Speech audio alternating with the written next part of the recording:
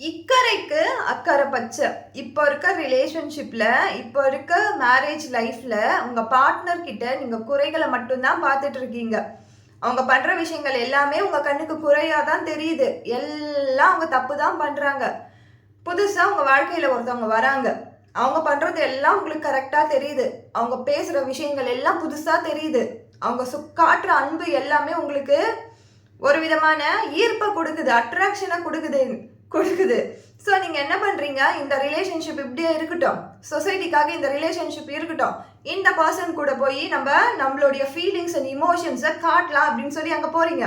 அந்த பர்சன் கிட்ட போய் உங்களுடைய பார்ட்னரை பற்றி, அது மென்னாக இருந்தாலும் சரி விமனாக இருந்தாலும் சரி, அவங்கள பற்றி இவங்க இதெல்லாம் பண்ண மாட்டாங்க, எனக்கு நான் எதிர்பார்க்கறது வேற, எனக்கு இதெல்லாம் செய்ய மாட்டாங்க, நீ நல்லா சமைக்கிற, நீ நல்லா ட்ரெஸ் பண்ணுற, நீ எனக்கு எல்லாமே வாங்கி தர அப்படின்னு சொல்லி அவங்கள ஒரு மாதிரி சேவ் பண்ணுறேன்னு சொல்லிட்டு அந்த ரிலேஷன்ஷிப்குள்ளே போகிறீங்க.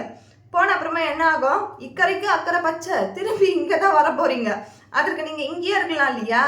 மோஸ்ட் ஆஃப் த ரிலேஷன்ஷிப்பில், தேர்ட் பார்ட்டி ரிலேஷன்ஷிப்பில் இதுதான் நடக்குது. ஏன் அந்த அந்த டிரான்ஸ்ஃபர்மேஷன் ஒரு பர்சனுக்கு தேவைப்படுது அப்படின்னும் பொழுது, கம்யூனிகேஷன். இப்போ கரண்டில் இருக்க பார்ட்னர்கிட்ட நீங்கள் குறைகளை பார்த்துட்டு இருக்கிறது தான்.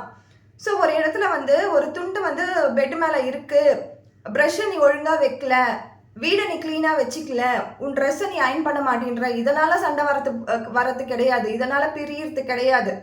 அங்கே ஏற்கனவே ஆழ் மனசில் ஏதோ ஒரு வருத்தம் இருக்குது, ஒரு கோபம் இருக்குது. அந்த கோபத்தின் வெளிப்பாடாக தான் இது எல்லாமே நடக்குது.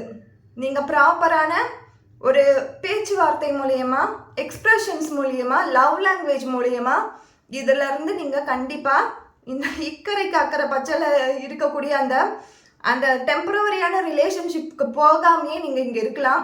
அதற்கு நம்ம 2 பேரும், அதாவது நீங்களும் உங்கள் பார்ட்னரும் கண்டிப்பாக இணைஞ்சு ஒரு ப்ராப்பரான ஒரு கம்யூனிகேஷனை பண்ணணும். Thank you so much.